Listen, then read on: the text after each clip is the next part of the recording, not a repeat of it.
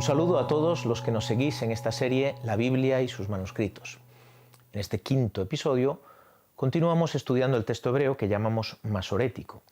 En esta ocasión daremos un paso adelante para observar cómo este texto se ha transmitido desde el siglo XII, donde lo dejamos anteriormente, en los primeros manuscritos, hasta llegar a las primeras ediciones impresas y posteriormente, ya en nuestra época, a las ediciones críticas que utilizamos los especialistas.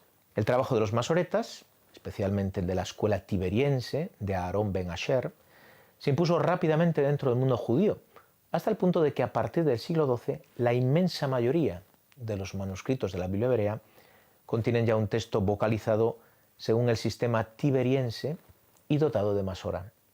Tanto es así que no nos ha llegado ningún manuscrito hebreo no vocalizado copiado después del siglo I después de Cristo. Entre los vocalizados, solo los encontrados en la Geniza de la Sinagoga del Cairo, a finales del siglo XIX, y una cierta tradición textual de la comunidad judía de Yemen, conservan el sistema de vocalización palestino y babilónico. En España se conservan numerosos códices de la Biblia hebrea, repartidos por diferentes instituciones, destacan por el número de volúmenes, el Monasterio del Escorial, la Biblioteca Nacional, la Biblioteca Complutense y la Abadía de Montserrat. Todos ellos pertenecen a la tradición masorética y contienen la vocalización tiberiense. El más antiguo y uno de los más bellos es el códice M1 que se conserva en la Biblioteca Histórica Marqués de Valdecillas de la Universidad Complutense de Madrid y que fue copiado en 1280, 2 siglos y medio después de la Biblia hebrea más antigua, es decir, el Codex Leningradensis. La llegada en el siglo XV de la imprenta revolucionó la transmisión textual de la Biblia hebrea, como sucedió también con el Nuevo Testamento griego. Marca un antes y un después en el estudio de los textos, dado que desaparecen los manuscritos y la labor de los copistas y, por tanto, los errores. Los textos que salen de una misma imprenta son todos iguales. Evidentemente puede haber errores de imprenta que se reproducen mecánicamente. Por otro lado, el poder de la imprenta hace que el manuscrito utilizado para componer las planchas se acabe imponiendo sobre otros manuscritos, tal vez de mayor calidad. La primera Biblia hebrea completa se imprimió en Soncino, cerca de Milán, en 1488. En 1502, en España, el cardenal Francisco Jiménez de Cisneros pone en marcha el ambicioso proyecto de la Biblia Políglota Complutense, una edición impresa de la Biblia en la que se pudieran leer los textos originales, en las lenguas originales del Antiguo y Nuevo Testamento, junto con las versiones antiguas de los mismos. En el proyecto inicial se contemplaba que el texto hebreo del Antiguo Testamento estuviera acompañado por las versiones griega de los 70, aramea o targum y latina o vulgata. El texto griego del Nuevo Testamento estaría acompañado de la versión latina vulgata. Con este fin, el cardenal Cisneros invirtió grandes cantidades de dinero para adquirir los mejores manuscritos y para recibir en préstamo importantes ejemplares de la Biblioteca Vaticana, y reunió un importante grupo de exegetas en torno a la universidad que él mismo había fundado en Alcalá de Henares, que recibió el nombre de Complutense, a partir del nombre latino de la ciudad, Complutum. La dirección del grupo de biblistas se encomendó a Diego López de Zúñiga, que conocía el hebreo y el griego, y de él formaba parte Antonio de Nebrija, que se encargó de los textos latinos, Juan de Vergara, Hernán Núñez, primer catedrático de griego de Alcalá, y Demetrio Lucas, que se encargaron de los textos griegos. Y los judíos conversos Alfonso de Zamora, primer catedrático de hebreo de Alcalá, Pablo Coronel, de la Universidad de Salamanca, y Alfonso de Alcalá, que se encargaron de la edición de los textos hebreos y arameos. En 1517 se terminaron los volúmenes 1 a 4 que contenían todo el Antiguo Testamento. El volumen 1, dedicado al Pentateuco, presentaba en cada hoja y en paralelo el texto hebreo, cuya base fue el códice M1 de Madrid, la vulgata latina y el griego de la Septuaginta, con traducción latina interlineal. En la parte inferior se encontraba la versión aramea del Targum Onkelos, con traducción latina a su lado. En los siguientes volúmenes, el resto del Antiguo Testamento, se decidió no incluir la versión aramea, aunque el trabajo de recopilar los manuscritos de los diferentes Targumín a los libros del Antiguo Testamento ya se había realizado. El volumen sexto se concibió como un suplemento auxiliar y contiene varios diccionarios y gramáticas de hebreo, griego y arameo. Benito Arias Montano continuaría la tradición de Biblias políglotas de origen español con la publicación de la Políglota de Amberes o Biblia Regia, fruto de la colección de importantes manuscritos bíblicos en la Biblioteca del Escorial. La base del texto hebreo la constituye el manuscrito G28 de dicha biblioteca, del siglo XV. Más adelante se publicarían otras políglotas en París, 1629-1645, y Londres, 1654 a 1657. Esta última la más conocida, obra de Walton, que incluye el Pentateuco samaritano y las versiones siríaca y árabe del Antiguo Testamento.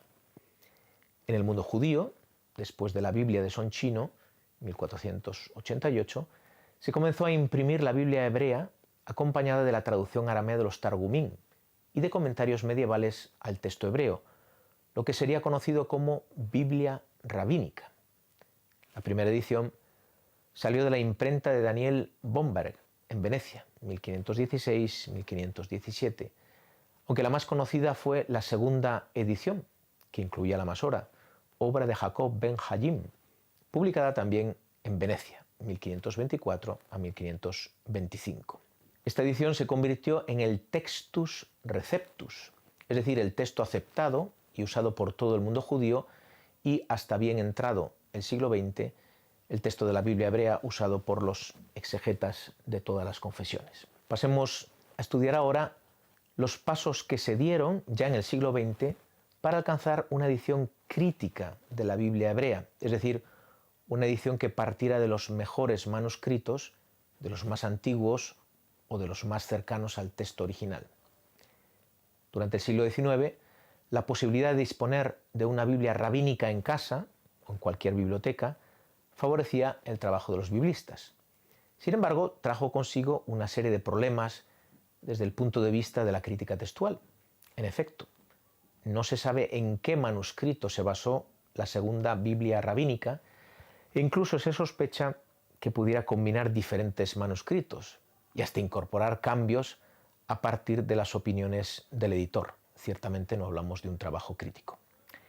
El Textus Receptus, por tanto, era un texto mixto en muchos detalles, aunque el texto consonántico muy estable en todos los manuscritos no sufrirá grandes cambios, más allá de errores de imprenta. El primer trabajo crítico, encaminado a recuperar el texto masorético más primitivo, fue la colección de variantes de Kennicott, Vetus Testamentum Hebraicum, publicado en Oxford en 1776 a 1780, fruto de la revisión de más de 600 manuscritos bíblicos hebreos, evidentemente de familia masorética, y de varias ediciones impresas. La obra de Rossi, Varie Lectiones Veteri Testamenti, publicada en Parma en 1784-1788, se concibe como un complemento al trabajo de Kennicott. Ambas obras siguen siendo útiles hoy. Tendremos que esperar a la segunda mitad del siglo XX, especialmente después de los descubrimientos de las 11 cuevas de Qumran entre el 1947 y 1956, para poder contar con un instrumento verdaderamente crítico de la Biblia hebrea. El proyecto de Biblia hebraica, emprendido por Kittel, se basó a partir de su tercera edición, publicada en Stuttgart en 1929 a 1937, en el Códice de Leningrado, además de contar con un aparato crítico que confrontaba el texto con variantes del Pentateuco samaritano y de las principales versiones antiguas. En su cuarta edición, llamada Biblia Hebraica Stuttgartensia, publicada en Stuttgart de 1966 a 1977, incorpora variantes de los manuscritos de Qumran hasta entonces publicados, todavía entonces pocos. Hoy está en curso de publicación la quinta edición, llamada Biblia Hebraica Quinta, que empezó en el 2004 y que todavía está en curso. Ya han aparecido varios volúmenes y su aparato crítico puede contar ya con todos los testimonios de Qumran y con los resultados del vasto proyecto de crítica textual llamado Hebrew Old Testament Text Project, iniciado por el monje dominico Barthélemy y editado posteriormente por Adrian Schenker. Este proyecto estudia con detenimiento miles de lecturas difíciles de la Biblia hebrea, proponiendo soluciones. La Biblia hebraica quinta sigue reproduciendo como texto hebreo el Códice de Leningrado o Codex Leningradensis. El segundo gran proyecto de edición crítica de la Biblia hebrea es el Hebrew University Project, apadrinado por la Universidad Hebrea de Jerusalén, cuya base es el Códice de Alepo. Dada la naturaleza fragmentaria de este códice, al que le falta prácticamente todo el Pentateuco, este proyecto no puede cubrir la Biblia entera. Hasta la fecha, solo se han publicado los volúmenes correspondientes a los profetas Isaías, Jeremías y Ezequiel. Como novedad, frente a la Biblia hebraica stuttgartensia y su heredera, la Biblia hebraica quinta, y siguiendo los criterios de sus responsables, Goshen Gottstein y Talmon, el aparato crítico de la edición de la Hebrew University se divide en 4 partes. Se distinguen así los testimonios en otras lenguas, versiones antiguas, que es el aparato primero. Se distinguen de los testimonios hebreos, que a su vez se dividen en 2, según la época. Lecturas variantes de Qumran y citas rabínicas anteriores al Talmud, el aparato segundo, y lecturas de los manuscritos medievales ya vocalizados, los manuscritos masoréticos, que es el aparato tercero. El aparato crítico cuarto, el último, recoge variantes de ortografía, vocalización y acentuación.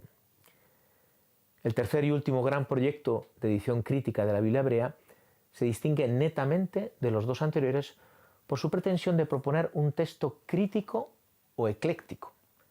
Pretende alcanzar, a través de la crítica textual, el texto que está en el origen de la diversidad actual en los manuscritos.